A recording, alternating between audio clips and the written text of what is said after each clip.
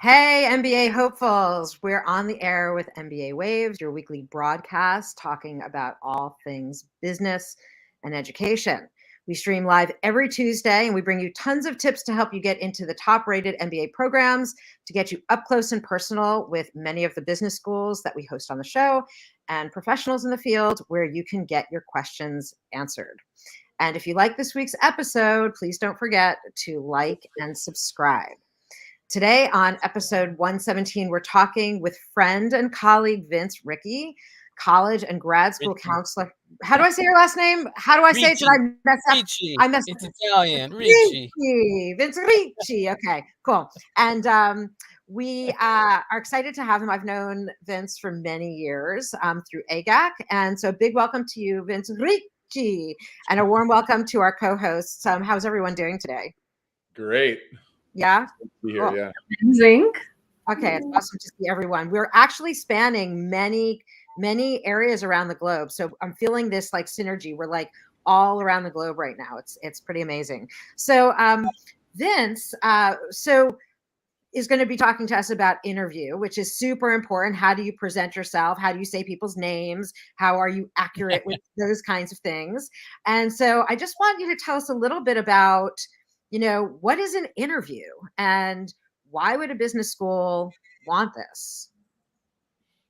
Thank you, Bara. And an interview is a conversation, and that's the first thing that people don't understand.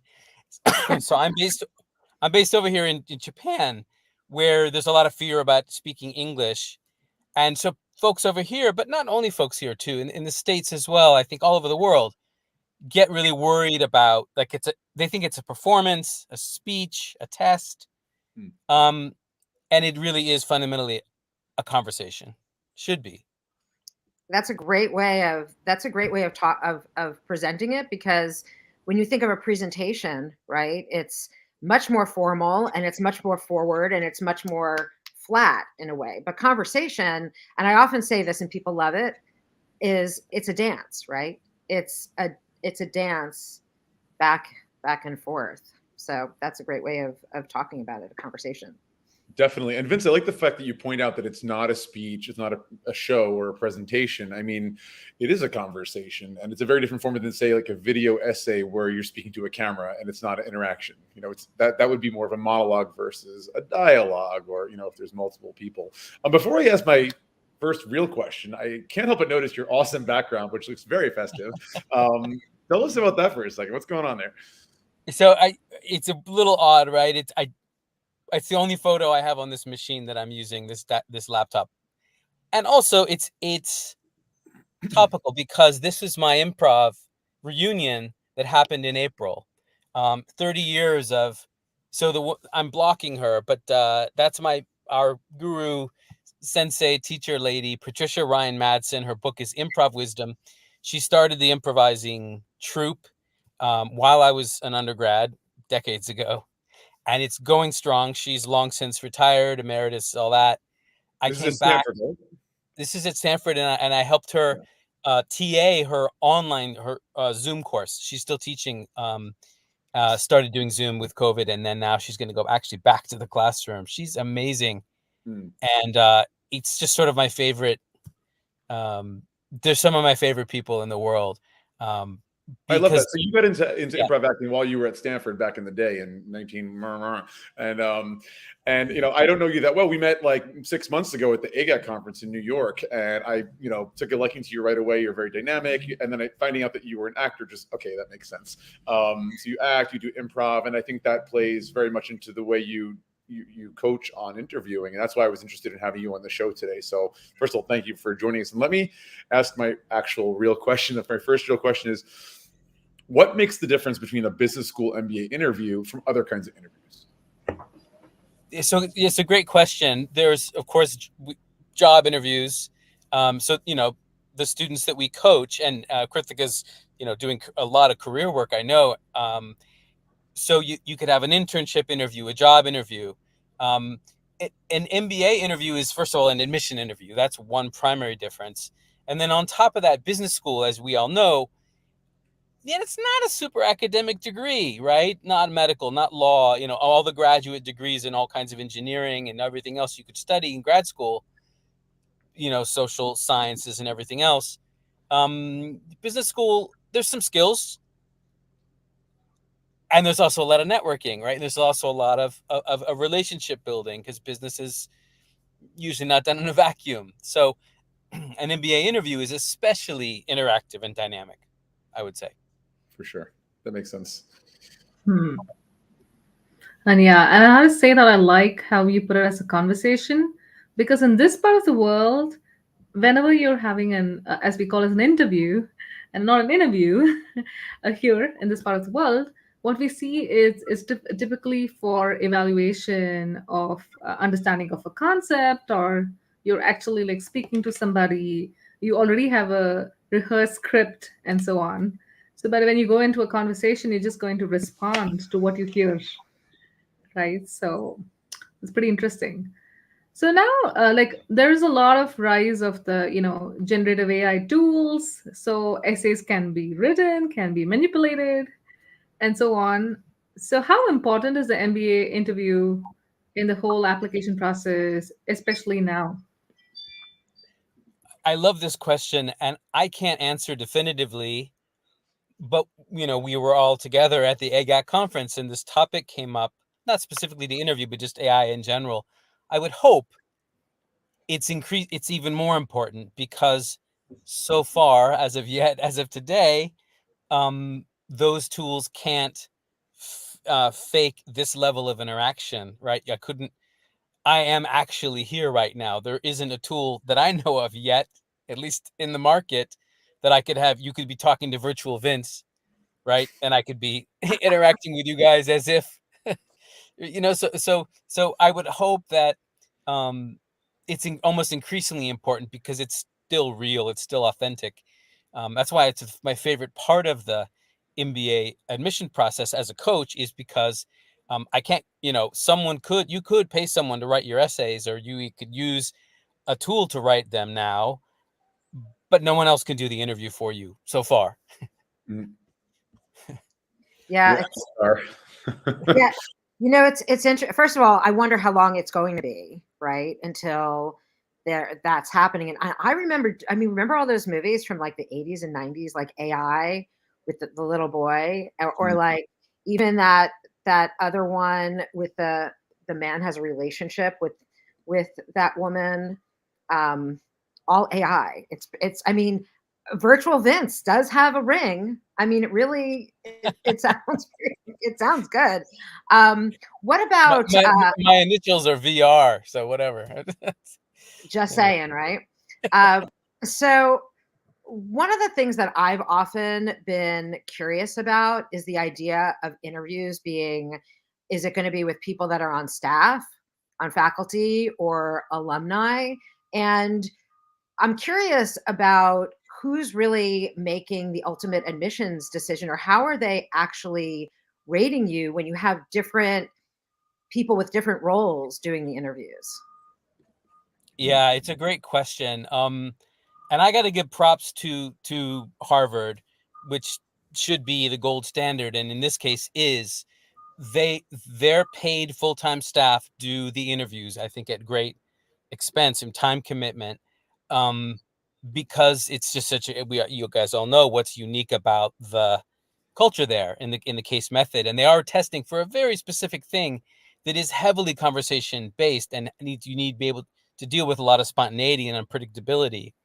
And frankly, I wish every school had the paid staff do it, the professionals in the room.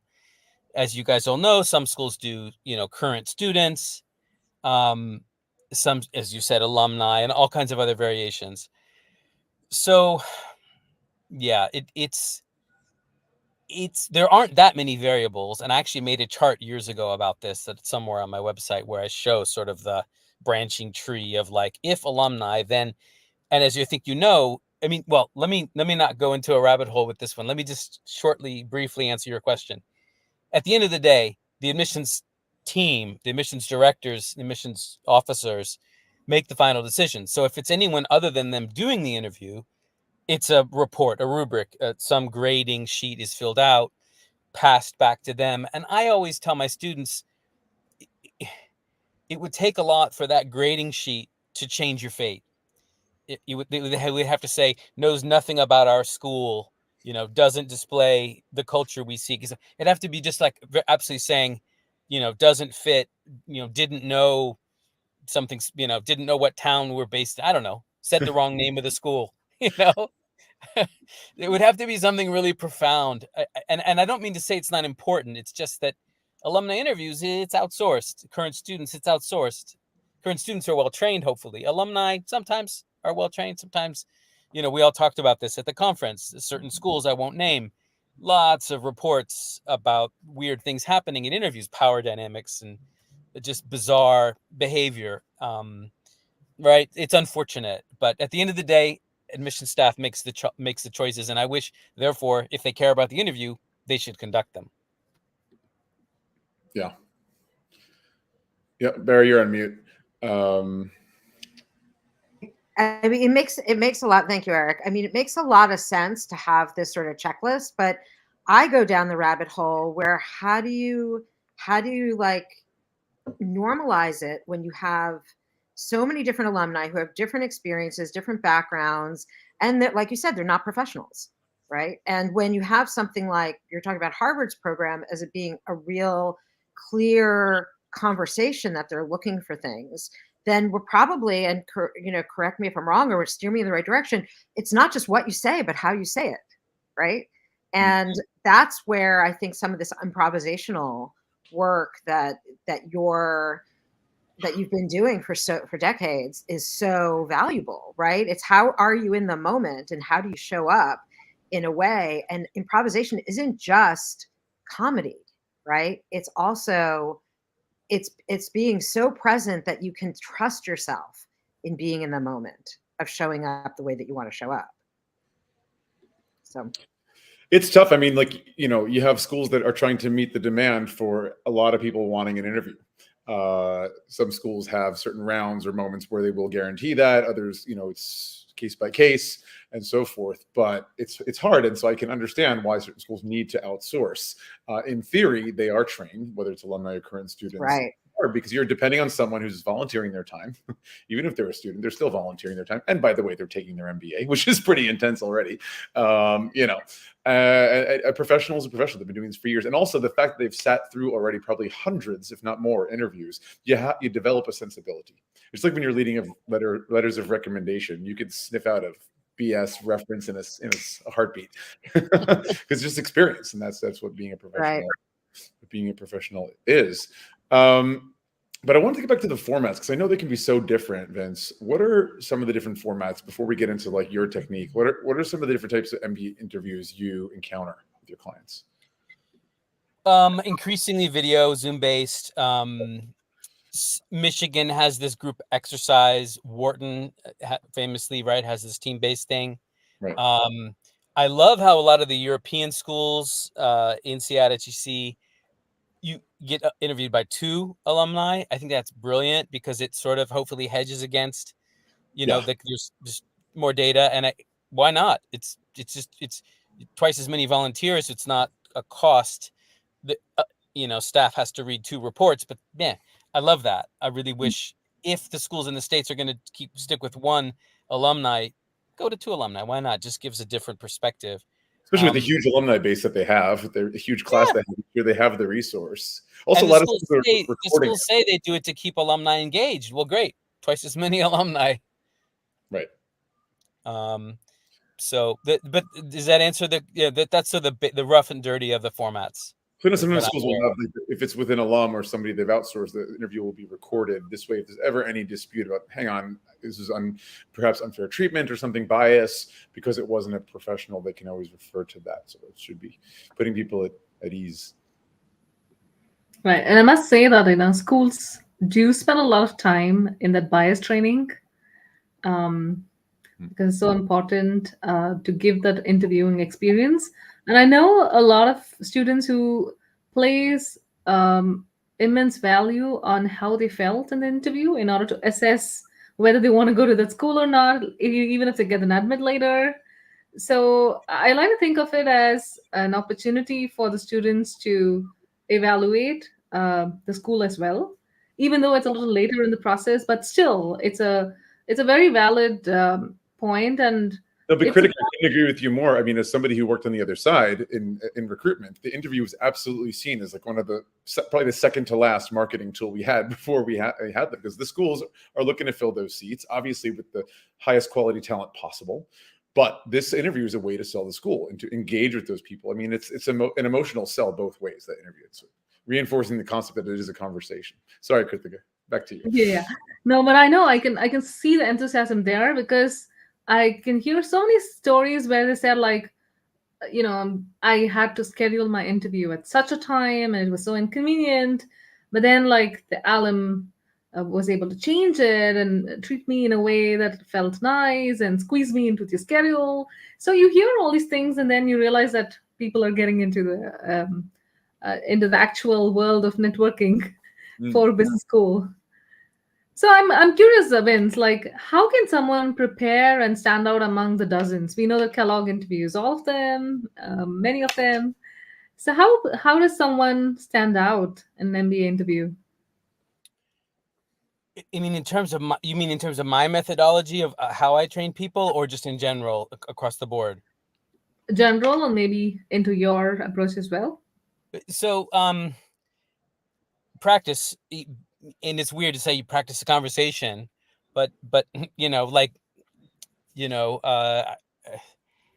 Eric was saying, someone who's a hiring manager or an admissions person who's conducted hundreds of thousands of interviews, it just sort of comes naturally. So as the interviewee, have as many conversations. People do this anyway. They reach out to friends, current students, alums, not to mention professional coaches. And I really think that helps. I liken it to sports more than I don't liken it to acting, because that is like I'm standing on a stage. I'm being Romeo or whoever I am, Iago, whatever. I'm standing up there doing stuff, saying someone else's words. It's not like performance in that sense or practice. I think of it, and I'm horrible at sports, but whatever, hitting the tennis ball against the wall, practice. And then, to use the tennis analogy, go out and actually play a match with someone at your skill level or above your skill level. So that's the short answer in general for everybody. Yeah, I mean, practice, like having that kind of toolkit of ideas that you want to share, that if you've rehearsed an interview multiple times, whether first of all in front of a mirror if you really don't have anyone else to do it with, but you could record yourself with your phone, working, as you said, with a professional coach, or just asking a friend, somebody you trust, who preferably has a sense of how business school works and the kind of things that they're looking for, to practice. And you're not rehearsing what to say like you're reading a script. No, far from that. But you're rehearsing to have certain elements, certain jewels that you want to like share during the conversation, that they'll be at your fingertips, at the forefront of your brain, and you can draw from that at any time. So I really want to get to what makes you special, Vince, as a coach or interviewing, because that theater background, I love it. You're a seasoned improver and you enjoy improvisation. How, in more detail, how has this impacted you working with students or candidates on the interview specifically? So the people that I work with who are preparing for a behavioral interview, specifically, I use what I call 16 stories, which is overkill, total overkill. If they ended up with 5 good stories, we're good. But 16 just because it's easy to say. And I have this sort of methodology. There's 4 different types of stories. For each one, you want a successful example and a failure example. For each one, you want a professional example and a personal example. And so that just matrixes out to, if that's a word, 16.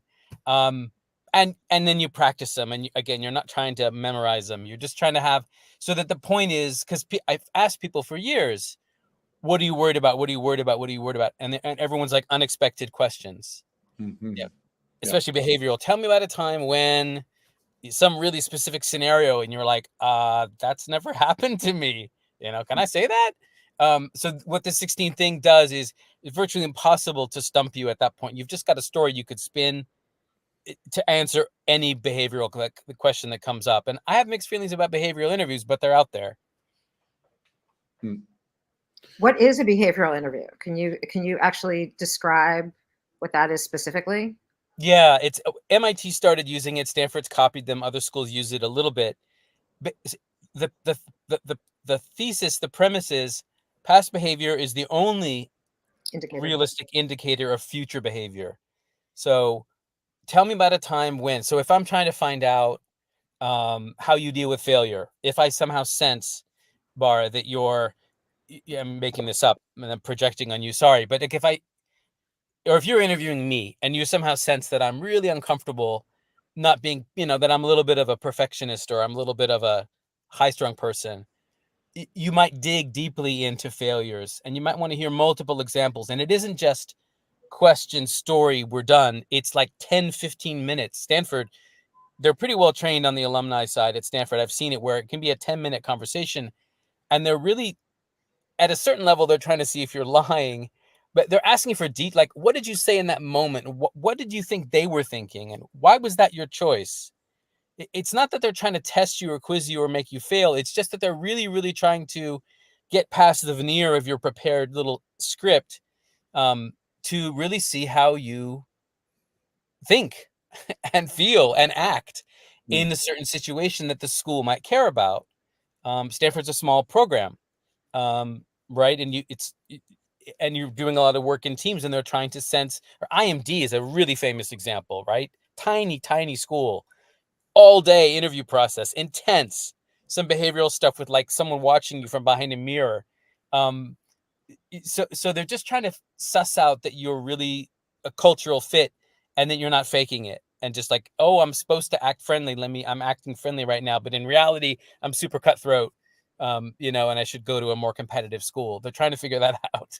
That's I think of this process like, separating the fluff from the true stuff and bringing out like what's in you, because trust me, like there are people who can write really well, but when it comes to expressing themselves or like even talking about themselves, they're probably not trained to do it in certain cultures.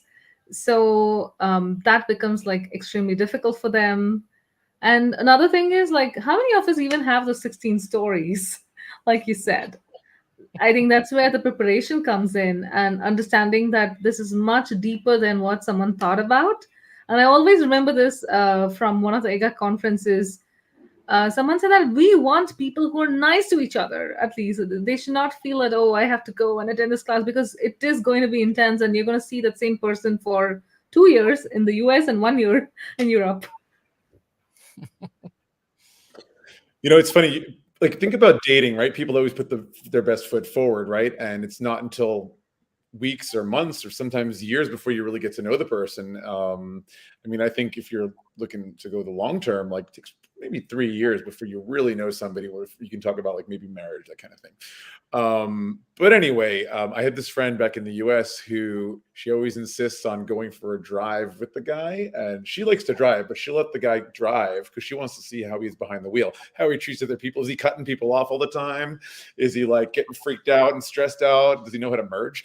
Can he car without peeing his pants? So like that. Imagine MBA interviews had the ability to do that behind the wheel. That'd be fun.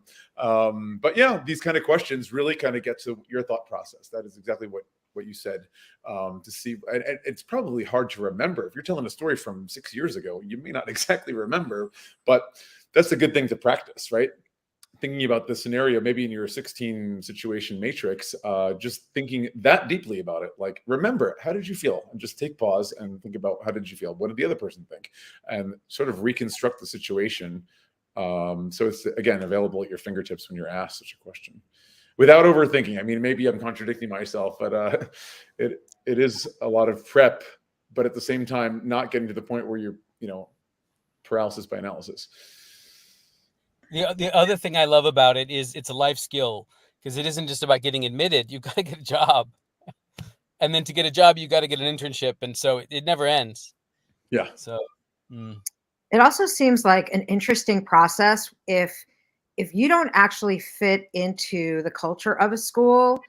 It's actually to your benefit to not be accepted. Right. Like, if you're not going to fit in and thrive and grow and contribute and feel good, then all about fit, right? It's all about fit. And so that interview process gives you, like we were talking about before, it gives you an opportunity to get to know, well, who are these people also?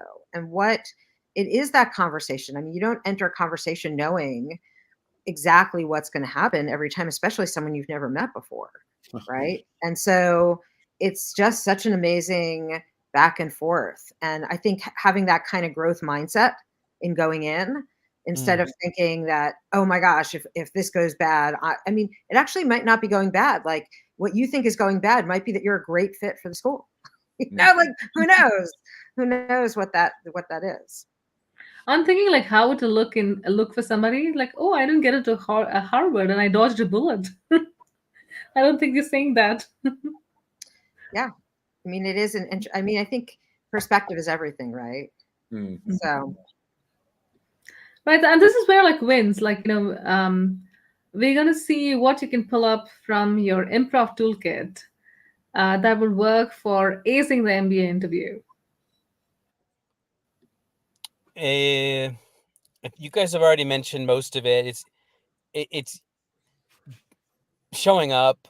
Improv, as you guys have indicated, isn't comedy as much as, for me, as much. I mean, the people in the photo, my weird photo behind me, for those folks, and the improv that I came up doing and still try to get to do whenever I can, it's more about listening than it is about talking.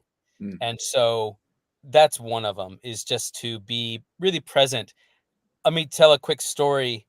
I thought I wanted an MBA years ago. I ended up getting a different, like, cognitive science master's degree, but I was thinking of MBA. And as you guys know, Kellogg allows you to interview even before you apply. So I was in Chicago seeing some friends, and I just signed up and I went over there, and I had no prep whatsoever.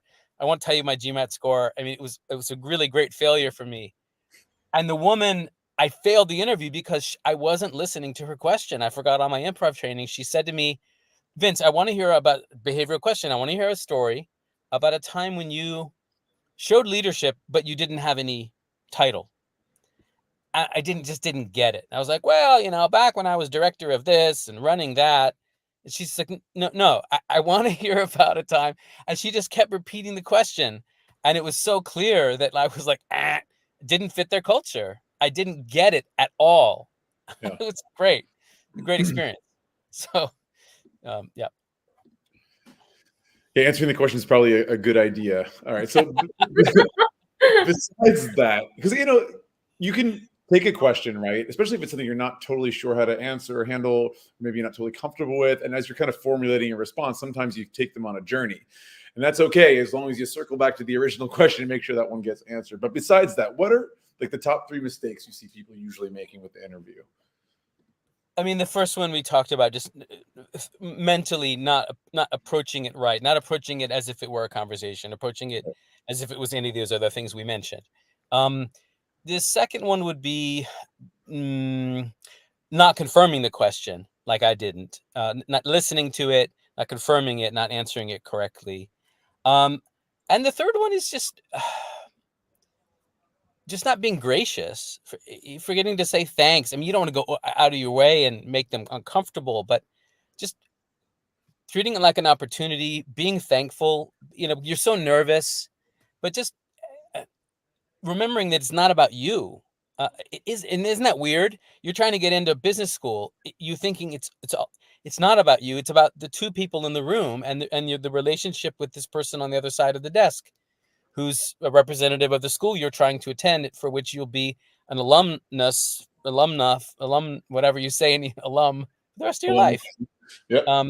So you're all caught up in your prep and you're remembering everything you wanted to say. Just get outside of your head, stay in the moment. Bara knows all about breathing and just presence, mindfulness, all that stuff. Remember all that. Just show up and be remember who you are during the conversation, and be mindful and be thankful. I mean, that sounds very old-fashioned, but manners. I mean, just get outside of your own head enough to be able to enjoy the conversation and be thankful and appreciative of the person across the table or across the world on Zoom. For sure. I'm thinking also, I mean, we're talking about improvisation being acting. But improvisation is also playing sports. It's also playing games like chess.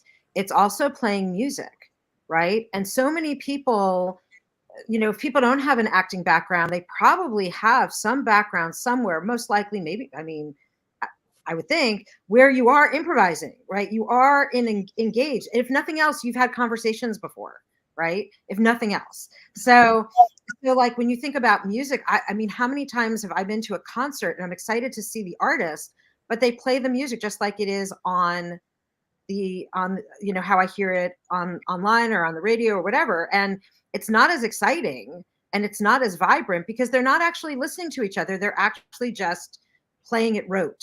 And so the idea of that improvisation and being in the moment and listening, like great, amazing music is in part really listening to people around you. And even, when you go to the symphony, you might know the music, but the conductor is actually leading people through it. And it's going to sound different with different musicians. Sure. Breathing life into it.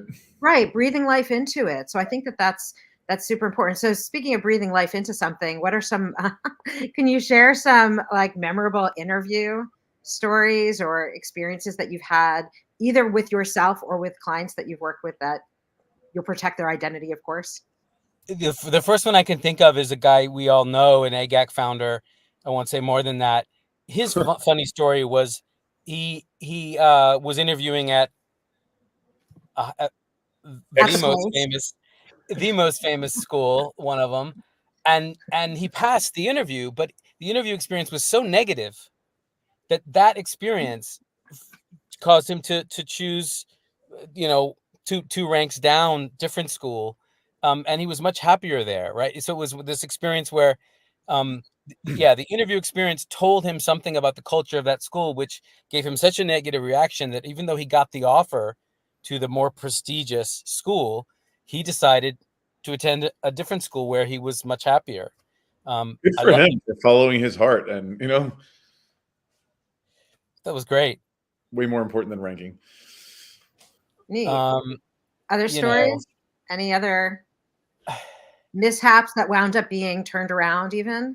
That sometimes happens, right? We have these weird, I know that when I create art, sometimes I'll make a mistake, but the mistake actually opens up the possibility for something else that wasn't planned, right? So even if a student is in that interview and something weird happens, it's a human experience potentially that you can actually draw off of. And that behavioral piece that you're talking about, the person does get to shine through, right? There was someone who was interviewing in a school that uses behavioral interviews, and she really didn't understand the question. And she had to ask several times for it to be repeated, which actually turned out great because she did get in and did attend the school. So it didn't mean she failed, even though she was so embarrassed for herself. And it wasn't an English thing. It was just the question was so, like, with these behavioral questions, they're so specific. And I think her interviewer was asking it, seeing the outline. She sent me a report. Her goal was such that the question made a lot of sense, but it was so specific. Anyway, she bounced back from this setback, found something to talk about, gave a good answer, long interaction. He dug for detail, and obviously it eased his concern about, it was something about, tell me about a time that you created something without having all the resources you needed. Because her goal was somewhat entrepreneurial in sort of developing countries. It was a stretch kind of a goal, very, very utopian, very idealistic goal. And that the meaning of his purpose of, anyway, it was a great moment where the whole behavioral thing worked out fine. He got what he needed from her, and she was given enough time to sort it out in real time and come up with something that apparently was good enough. And I was of course thrilled for her. So it's almost like if they asked, "Tell us about your MacGyver past," Exactly. it might have been easier, but they didn't. Exactly. And I think he was improvising. I think he was making up the question on the fly. That was part of the problem. Yeah. So he was improvising too. He had a concept, but he was sort of throwing the words together, and it wasn't that natural. I would think that someone who asks questions is really demonstrating that they want to understand. right? I mean, it's also how you ask the questions, right? The way you ask questions, like, is it that you want to understand, or that you don't want to ask the question, or you're hedging, or you're wanting the question to be something, you know, I mean, all of these things really say so much about the individual, right? And the culture that you're being interviewed with. Yeah, and that's what I like about it, because what people have to understand is in this conversation, only certain parts are going to be evaluated, as per the rubric and given back to the team to decide. So they can treat the rest of the pieces as conversations, but they should also be in a position to identify what are those sacrosanct pieces in the conversation that they should be aware of. Example, your goals, why you want to attend that school. And, like if you had mentioned 30,000 in the resume, you would want to stick to 30,000, and it should not be like 300,000 or something and more. So, and this is so surreal right now. It feels like the movie Inception, where we are interviewing Vince about interviews. It's so meta. It So is. It's so meta. Neat. And I think my avatar is doing a really good job here. Oh, you're killing it. Vince, like, yeah, because now I'm like concerned, like, are you the real Vince? Like, and I think like we should all change our like, spiel and say real Krithika from here and real Eric and so on. Exactly. Vince, just quickly, you talked about the 16 points that you share when you're working with students. Is there anything else that you want people to know? Because some people, they could take an improv class, right, to learn how to listen better. But are there any other pieces of advice that you would recommend that are outside of the box or inside of the box that folks can prepare for interviews? I always just, and Eric already mentioned it, but the two things I talk about are mirror method, which is for the basic questions. Why MBA? Tell me about yourself. Practice those. And I like a mirror more than a phone, just because, it's your phone and it starts beeping and buzzing and someone's sending you a text. Mirror, it's just analog. It's just you standing in front of, wherever in your house, your apartment, your space. So mirror method, and then the 16 stories. Those are my two core. I don't often encourage people to run out and take an improv class if it's like November and their interviews in 2 weeks, because it's not going to pay dividends in the long term. It's just like Toastmasters, right? Same thing. It's like, well, you could join Toastmasters, but so I think just use the tools you already have. Talk to yourself first of all. Talk to friends and family, current students, alums, coaches. Dogs are good. Dogs love it. Yeah, they. You don't have one, it's a good time to adopt or foster. All right. Just saying. Especially in the Bay Area. Yes. Well, I think we're just about out of time, and this has been super fun. And I think we could talk and converse for a really long time about this topic. I want to thank you so much, Vince. It's so nice to see you. I like you in 3D better than 2D, but I'll take what I can get. And it was such a pleasure to have you here. And MBA hopefuls, if you liked today's episode, please give us a thumbs up. And be sure to subscribe to MBA Waves to stay on top of all of the trends and the news in the world of MBAs, business, and education. And finally, don't forget to check us out next week, the same time and place, for full access to upcoming and past episodes. Head over to mbawaves.com. Everyone have a great week. Thanks. Thanks for having me. Thanks, Vince. Cheers. Bye, everyone.